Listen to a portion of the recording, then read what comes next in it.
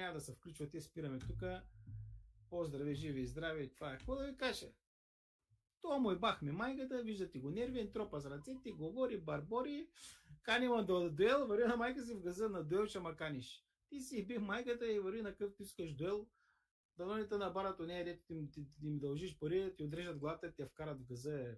Мърш отдолу на ба майката нещастни кари. Чао на всички, извинявам се за грубите думи. Такива буклуци, не само в управлението, те не трябва да ги има и до вас. Те буклуци са за затвора и горките хора, деца ми бали майката. В този доклад пише, че има 5 смъртни случая вече. Заради този буклук. 5 човека са загубили живота си. Заради този буклук. После нека аз да съм продател, нека да съм продажник, да ви еба майката на всички тук уния сектанти, аз ще ми еба майката Кристино. И ти мърш отдолу, дето ме гледаш, ще еба майката Евелина, на тебе вие сте бати буклуците.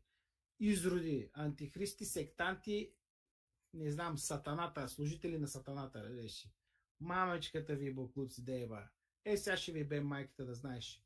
Ай си ти ще ви еба майката. Лека.